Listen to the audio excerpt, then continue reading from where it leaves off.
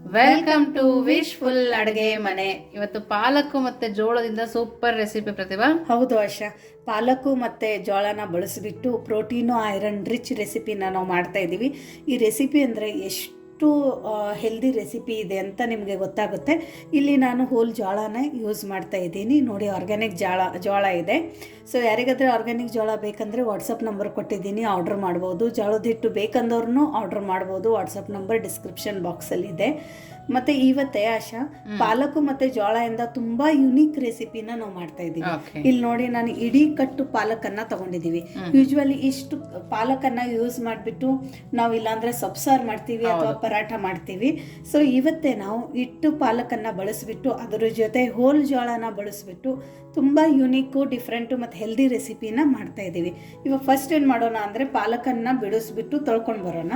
So ಅಷ್ಟರಲ್ಲಿ ಇವಾಗ ಇದು ಜೋಳ ಇದೆ ಅಲ್ಲ, ಇದನ್ನು ನಾವು ಇಲ್ಲೊಂದು ಮಿಕ್ಸಿ ಜಾರನ್ನು ತೊಗೊಂಡ್ಬಿಟ್ಟು ಇದ್ರೊಳಗಡೆ ಒಂದು ಅರ್ಧ ಕಪ್ಪದಷ್ಟು ಜೋಳನ ಹಾಕ್ಕೊಳ್ಳೋಣ. ಸೊ ನೋಡಿ, ಇಷ್ಟು ಜೋಳನ ಹಾಕ್ಕೊಂಡು ಇದು ನೀಟಾಗಿ ನೀವೇನು ಮಾಡಬೇಕಂದ್ರೆ, ತುಂಬ ಕ್ಲೀನಾಗಿದೆ ಜೋಳ. ಸೊ ನೋಡಿದ್ರೆಲ್ಲ ಜೋಳದ ಕ್ವಾಲಿಟಿ ಎಷ್ಟು ಚೆನ್ನಾಗಿದೆ, ತುಂಬ ಕ್ಲೀನಾಗಿದೆ. ಇದನ್ನು ನೀವು ಒಂದು ಹಸಿ ಬಟ್ಟೆಯಲ್ಲಿ ಜೋಳನ ಒರೆಸ್ಕೊಂಡು ಕೂಡ ಹಾಕೋಬಹುದು. ಬಟ್ ಯೂಶ್ವಲಿ ನಾನು ಇದು ಒರೆಸ್ಕೊಂಡಿದ್ದೀನಿ, ಯಾಕಂದರೆ ನಿಮಗೆ ತೋರಿಸ್ಬೇಕಾಗಿತ್ತು, ವಿಡಿಯೋ ಲೆಂದೇ ಆಗುತ್ತೆ ಅಂತ ಹೇಳ್ಬಿಟ್ಟು. ಸೊ ಜೋಳನ ಒಂದು ಒದ್ದೆ ಬಟ್ಟೆಯಿಂದ ಒರೆಸ್ಕೊಂಡು ನೀವು ಒಂದು ಮಿಕ್ಸಿ ಜಾರಕ್ಕೆ ಹಾಕ್ಕೊಳ್ಳಿ. ತೊಳೆದು ಹಾಕೋಬೇಡಿ. ಇಲ್ಲ ನಾವು ತೊಳೆದು ಬಿಟ್ಟೆ ಹಾಕೋತೀವಿ ಅಂದ್ರೂ ಹಾಕೋಬಹುದು. ಬಟ್ ಈ ಥರ ಒಂದ್ಸರ್ತಿ ನಾವು ಪುಡಿನ ಮಾಡಿಬಿಟ್ರೆ ನೀವು ತಿಂಗಳಾನ್ಗಟ್ಲೆನೂ ಇಟ್ಕೋಬಹುದು. ಯಾವಾಗ ಬೇಕು ಅವಾಗ ಮಾಡ್ಕೋಬಹುದು. ಇಲ್ಲ ನಮಗೆ ಒಂದೇ ರೆಸಿಪಿಗೆ ಈ ಥರ ಜೋಳದ ಬೇಕಂದ್ರೆ ತೊಳೆದ್ಬಿಟ್ಟು ಕೂಡ ನೀವು ಇಮಿಡಿಯೇಟ್ ಆಗಿ ಇದನ್ನ ಪೌಡರ್ ಥರ ಮಾಡ್ಕೋಬಹುದು. ಸೊ ಇಲ್ಲಿ ನಾವು ಇದು ಜೋಳನ ಇವಾಗ ಡ್ರೈನೆ ನೀರು ಹಾಕದೇನೆ ಪೌಡರ್ ಥರ ಮಾಡ್ಕೊಂಡು ಬರೋಣ. ನೋಡಿ, ಈ ಥರ ಮಿಕ್ಸಿ ಮಾಡ್ಕೊಂಡು ಬಂದಿರೋದು. ಎಷ್ಟು ಸಣ್ಣ ಮಾಡ್ಕೊಳಕ್ಕಾಗುತ್ತೆ ಅಷ್ಟು ಸಣ್ಣ ನೀವು ಮಾಡ್ಕೊಳ್ಳಿ. ಬಟ್ ಇದು ಮ್ಯಾಕ್ಸಿಮಮ್ ಅಂದರೆ ರವೆ ಥರ ಆಗಿರುತ್ತೆ ಮಿಕ್ಸಿಯಲ್ಲಿನೇ. ಸೊ ಇದು ರವೆ ಥರ ಆದಾಗ ನಾನು ಅದಕ್ಕೆ ಹೇಳಿದೆ, ಈ ಥರ ಮಾಡ್ಕೊಂಡು ನೀವು ಇಟ್ಕೊಂಡು ಬಿಟ್ಟರೆ ನೀವು ಬೇಕಂದಾಗ ಇದನ್ನು ಯೂಸ್ ಮಾಡ್ಕೋಬೋದು. ಇಲ್ಲ ನಾವು ತೊಳೆದ್ಬಿಟ್ಟೆ ಯೂಸ್ ಮಾಡ್ತೀವಿ ಅಂದರೆ ನೀವು ಎಷ್ಟು ಇವಾಗ ಮಿಕ್ಸಿ ಜಾರಲ್ಲಿ ಹಾಕಿರ್ತೀರ ಅಷ್ಟೆಲ್ಲ ನೀವು ಒಂದೇ ಟೈಮಕ್ಕೆ ಯೂಸ್ ಮಾಡಬೇಕಾಗುತ್ತೆ. ಇದ್ರ ರವೆ ಬರುತ್ತಲ್ಲ, ಸೂಜಿ, ಆ ಥರ ಅಷ್ಟು ಸಣ್ಣಕ್ಕಾಗಿದೆ ನೋಡಿ. ಇಲ್ಲ ನಮ್ಮ ಹತ್ರ ಜೋಳದ ಹಿಟ್ಟಿದೆ ಅಂದರೆ ನೀವು ಜೋಳದ ಹಿಟ್ಟು ಕೂಡ ಯೂಸ್ ಮಾಡ್ಕೋಬೋದು. ಸೊ ಇವಾಗ ಇದನ್ನ ಪಕ್ಕಕ್ಕೆ ಇಡೋಣ. ನೋಡಿ, ನಾವು ಜೋಳ ಪುಡಿ ಮಾಡ್ಕೊಂಬಂದ್ವಲ್ಲ, ಅದನ್ನೊಂದು ಬೌಲಿಗೆ ಎತ್ತಿಟ್ಟು ಅದೇ ಮಿಕ್ಸಿ ಜಾರಿಗೆ ಬೆಳ್ಳುಳ್ಳಿನ ಹಾಕ್ಕೊಳ್ತಾ ಇದ್ದೀನಿ. ಒಂದು 4ರಿಂದ 5 ಎಸಲಾಗುವಷ್ಟು ಬೆಳ್ಳುಳ್ಳಿ ಸಾಕಾಗತ್ತೆ. ಶುಂಠಿ, ಒಂದು 2 ಸ್ಪೂನ್ ಆಗುವಷ್ಟು ಧನಿಯಾ ಬೀಜನ ಹಾಕ್ಕೊಳ್ತಾ ಇದ್ದೀನಿ. ಖಾರಕ್ಕೆ ಅನುಗುಣವಾಗಿ ಹಸಿಮೆಣಸಿನ್ಕಾಯಿ ಬದಲಾಗಿ ಗ್ಯಾಸ್ಟ್ರಿಕ್ ಆಗುತ್ತೆ ಅನ್ನೋರು ಒಣ ಮೆಣಸಿನ್ಕಾಯಿನೂ ಹಾಕೋಬಹುದು, ಇಲ್ಲ ಅಂದ್ರೆ ಕೆಂಪು ಖಾರದ ಪುಡಿನೂ ಹಾಕೋಬಹುದು. ಅದ್ರ ಜೊತೆ 1 ಸ್ಪೂನ್ ಅಷ್ಟು ಇಲ್ಲಿ ನಾವು ಜೀರಿಗೆನ ಹಾಕೋಬೇಕು, ಯಾಕಂದ್ರೆ ಡೈಜೆಷನ್ ತುಂಬಾ ಚೆನ್ನಾಗಾಗುತ್ತೆ ಅಂತೇಳಿ. ಸೊ ಇವಾಗ ನಾವು ಪಾಲಕ್ ಯೂಸ್ ಮಾಡ್ತಾ ಇದೀವಿ ಅಂತೇಳಿ ಇದ್ರ ಒಳಗಡೆ ನಾವು ಕೊತ್ತಂಬರಿ ಸೊಪ್ಪೆಲ್ಲ ಯೂಸ್ ಮಾಡ್ತಾ ಇಲ್ಲ. ಸೊ ಹಂಗಾಗಿ ಇವಾಗ ಇದು ಮೇನ್ ಮಸಾಲೆ ನಾವು ಮಾಡುವಂತ ರೆಸಿಪಿಗೆ. ಸೊ ಈ ಮಸಾಲೆನ ನೀರ್ ಹಾಕದೆ ರುಬ್ಕೊಂಡು ಬರ್ಬೇಕು, ನೀರ್ ಹಾಕೋಬಾರ್ದು. ಸ್ವಲ್ಪ ತರಿ ಹಂಗೆ ಇದ್ರೆ ಬಾಯಲ್ಲಿ ಚೆನ್ನಾಗಿ ಸಿಗುತ್ತೆ. ಸೊ ಇದನ್ನ ರುಬ್ಕೊಂಡು ಬರೋಣ. ನೋಡಿ, ಈ ತರ ತರಿಯಾಗಿ ರುಬ್ಕೊಂಡ್ ಬಂದಿರೋದು ನೋಡಿ, ಇದೇ ತರ ತರಿಯಾಗಿರ್ಬೇಕು. ಇಲ್ಲಿ ಒಂದು ಹನಿ ಕೂಡ ನೀರು ಸೇರಿಸಿಲ್ಲ ನೋಡಿ. ಇವಾಗ ಇದನ್ನ ಪಕ್ಕಕ್ಕಿಟ್ಟು ನೆಕ್ಸ್ಟ್ ಏನ್ ಮಾಡೋದು ನೋಡೋಣ ಬನ್ನಿ. ನೋಡಿ, ಇಲ್ಲೊಂದು ತಟ್ಟೆನ ತಗೊಂಡ್ಬಿಟ್ಟು ಒಳಗಡೆ ಒಂದು ಜಡಿನ ಇಟ್ಕೊಳ್ಳೋಣ. ಜಡಿನ ಇಟ್ಕೊಂಡ್ಬಿಟ್ಟು ಇಲ್ಲಿ ನಾವು ಗೋಧಿ ಹಿಟ್ಟನ್ನು ತಗೋಬೇಕು. ಸೊ ನೋಡಿ, ಇಲ್ಲಿ ನಾನು 1.5 ಕಪ್ ಆಗುವಷ್ಟು ಗೋಧಿ ಹಿಟ್ಟನ್ನು ತಗೋತಾ ಇದ್ದೀನಿ. ಇದನ್ನ ಜಡಿ ಮಾಡಲೇಬೇಕು ಕಂಪಲ್ಸರಿ, ಯಾಕಂದ್ರೆ ಒಳಗಡೆ ಹೊಟ್ಟಿರುತ್ತೆ ಗೋಧಿದು, ಚಟ್ಟುನು ಅಂತಾರೆ ಅದಕ್ಕೆ. ಸೊ ಅದರಿಂದ ಏನಾಗುತ್ತಂತೆ, ನಾವು ಮಾಡೋ ಅಂತ ರೆಸಿಪಿ ಹಾರ್ಡ್ ಆಗುತ್ತೆ. ಬಟ್ ಯೂಶ್ವಲಿ ನ್ಯೂಟ್ರಿಷನಲ್ ಬೆನಿಫಿಟ್ಸ್ ಅನ್ನ ನೋಡೋಕ್ ಹೋದ್ರೆ ನಾವು ಇದನ್ನ ಜಡಿ ಮಾಡಬಾರ್ದು, ಇದನ್ನು ತಿನ್ಬೇಕು. ಸೊ ಒಂದೊಂದು ರೆಸಿಪಿಗೆ ನಾನು ಫುಲ್ಲನ್ನು ಹಾಗೆ ಹಾಕಿರ್ತೀನಿ. ಬಟ್ ಇವತ್ತಿನ ರೆಸಿಪಿಗೆ ನಾವು ಜಡಿ ಮಾಡಲೇಬೇಕು. ಇದು ಮಿಕ್ಕಿರೋದನ್ನ ನೀವು ಬೇಕಂದ್ರೆ ಗಿಡಗಳಿಗೂ ಕೂಡ ಹಾಕ್ಬೋದು. ಸೊ ನೋಡಿ, ಇವಾಗ ಜಡಿ ಮಾಡಿರುವಂಥ ಗೋಧಿ ಹಿಟ್ಟು. ಸೊ ಪ್ಯೂರ್ ಗೋಧಿ ಹಿಟ್ಟೆ ತೊಗೊಳ್ಳಿ, ಆರ್ಗ್ಯಾನಿಕ್ ಆಗಿ ಇರುವಂಥದ್ದೇ ತೊಗೊಳ್ಳಿ. ಯಾರಿಗಾದರೆ ಪ್ಯೂರ್ ಗೋಧಿ ಹಿಟ್ಟು ಬೇಕಂದ್ರೂ ವಾಟ್ಸಪ್ ನಂಬರ್ ಕೊಟ್ಟಿರ್ತೀನಿ, ನೀವು ಆ ಡಿಸ್ಕ್ರಿಪ್ಷನ್ ಬಾಕ್ಸಿಂದ ವಾಟ್ಸಪ್ ನಂಬರಿಗೆ ನಮಗೆ ಮೆಸೇಜ್ ಹಾಕ್ಬೋದು. ಏನು ಜೋಳನ ಮಿಕ್ಸಿಗೆ ಹಾಕೊಂಡು ಇಟ್ಕೊಂಡಿದ್ವಲ್ಲ, ಅದು ಹಿಟ್ಟು ಕೂಡ ಇದ್ರೊಳಗಡೆ ಸೇರಿಸ್ಬೇಕು. ಇದಕ್ಕೇನೆ ಬಿಳಿ ಎಳ್ಳನ್ನು ತಗೊಂಡಿರೋದು, ಸ್ವಲ್ಪ ಓಂ ಕಾಳು ನೋಡಿ, ಸ್ವಲ್ಪ ಅರಿಶಿಣದ ಪುಡಿ. ಇಲ್ಲಿ ನಾನು ಒಂದು 3 ಚಿಟಿಕೆ ಆಗುವಷ್ಟು ಕುಕಿಂಗ್ ಸೋಡಾನ ತಗೊಂಡಿದ್ದೀನಿ. ಇದಕ್ಕೇನೆ ರುಚಿಗೆ ತಕ್ಕಷ್ಟು ಉಪ್ಪು, ನೋಡಿ ನಾವು ಮಿಕ್ಸಿ ಜಾರಲ್ಲಿ ಏನು ಹಸಿಮೆಣಸಿನ್ಕಾಯಿ ಮತ್ತು ಮಸಾಲೆನ ರುಬ್ಕೊಂಡಿದ್ವಿ ಅದನ್ನು ಕೂಡ ಇದ್ರೊಳಗಡೆ ಸೇರಿಸಬೇಕು. ಖಾರನ ನೋಡಿಬಿಟ್ಟು ನೀವು ಇದ್ರೊಳಗಡೆ ಹಾಕೋಬಹುದು. ಇದು ಮಸಾಲೆನೂ ಅಷ್ಟೇ ನಾವೇನು ಮಾಡ್ಕೊಂಡು ಇಟ್ಕೊಂಡಿದ್ವಲ್ಲ ಇದು ನೀವು ಒಂದು ಸರ್ತಿ ಮಾಡಿಬಿಟ್ಟು ಒಂದು 4 ದಿವಸ ಫ್ರಿಜ್ಜಲ್ಲಿ ಹಾಕಿಟ್ಟಿದ್ರೂ ಕೆಡಲ್ಲ. ಓಕೆ.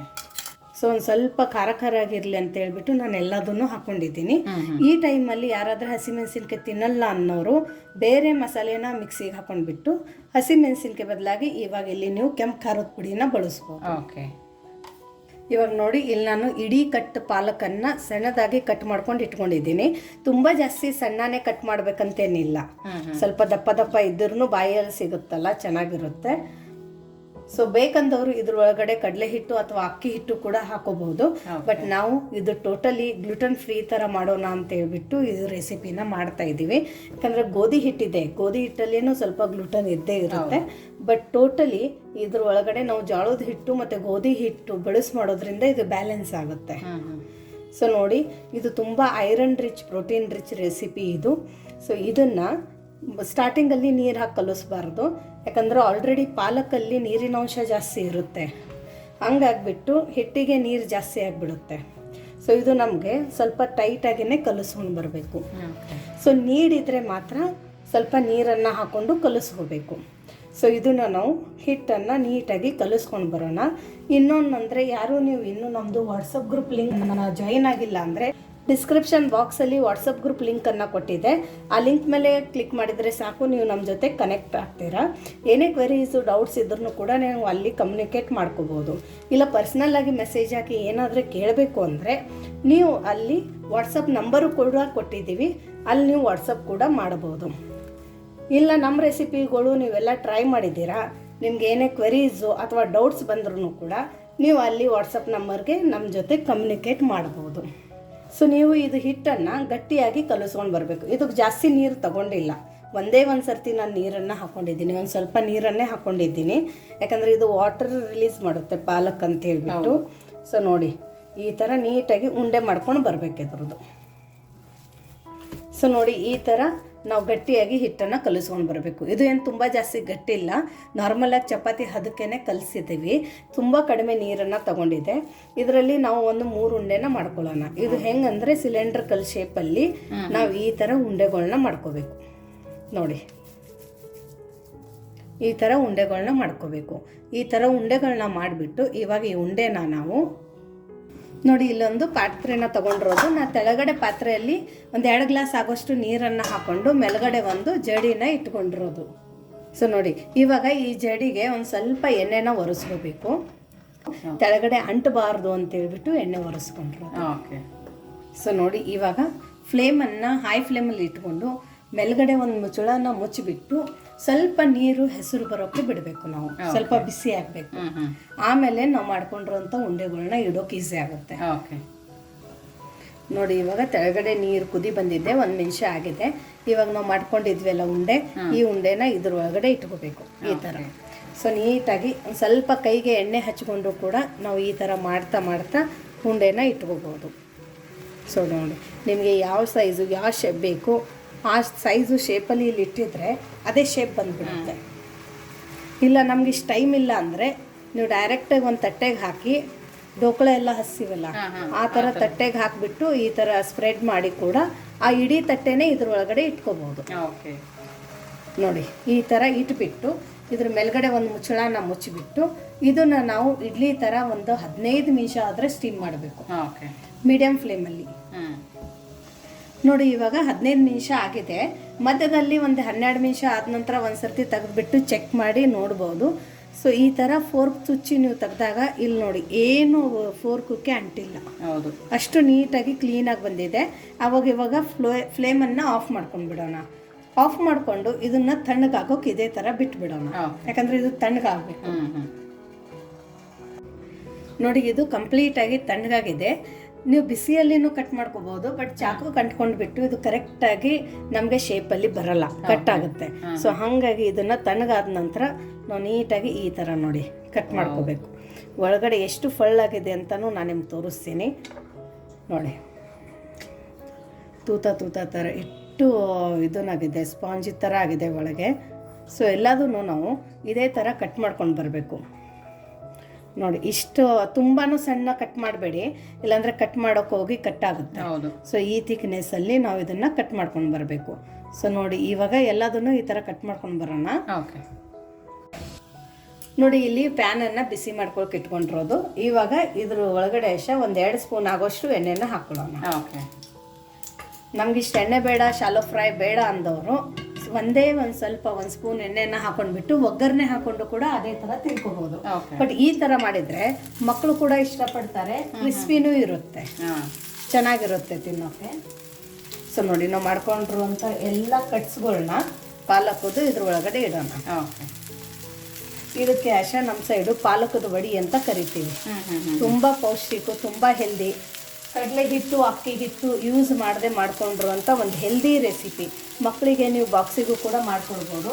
ಮತ್ತು ಈ ಥರ ಮಾಡಿಬಿಟ್ಟು ನೀವು ಪಲ್ಯ ಇಲ್ಲ ಅಂದ್ರೂ ಚಪಾತಿ ಜೊತೆ ಕೂಡ ತಿನ್ಕೊಬೋದು. ಹೌದು.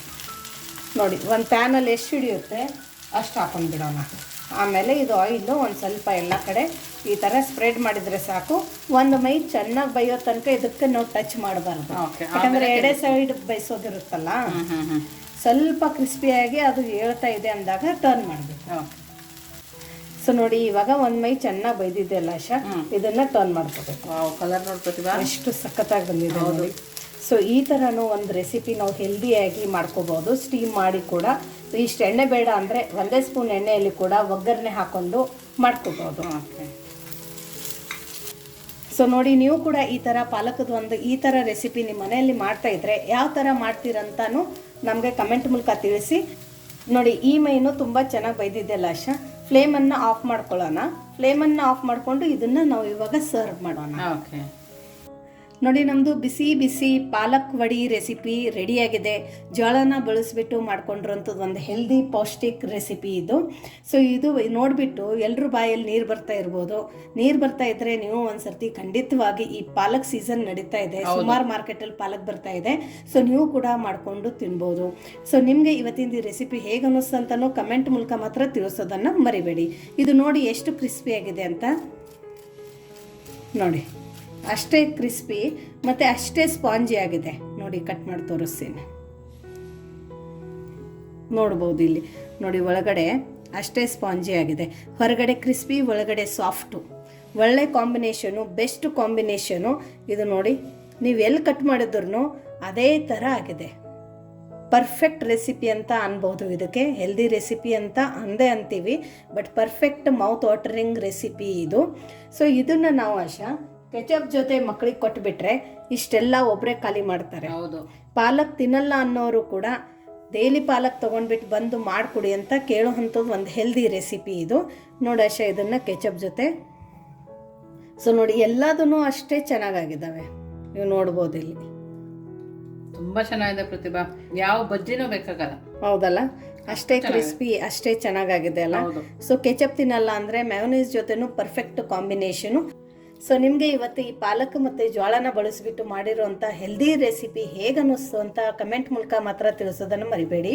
ಇನ್ನೂ ನೀವು ನಮ್ಮ ಚಾನಲ್ನ ಲೈಕ್ ಮಾಡಿಲ್ಲ ಅಂದರೆ ಲೈಕ್ ಮಾಡಿ, ಶೇರ್ ಮಾಡಿ ಮತ್ತು ಸಬ್ಸ್ಕ್ರೈಬು ಕೂಡ ಮಾಡಿ. ಮತ್ತೆ ಸಿಗೋಣ ಇದೇ ಥರ ಹೊಸ ಹೊಸ ರೆಸಿಪಿ ಜೊತೆ. ವಿಶ್ ಫುಲ್ ಅಡುಗೆ ಮನೆಯಲ್ಲಿ. Thank you.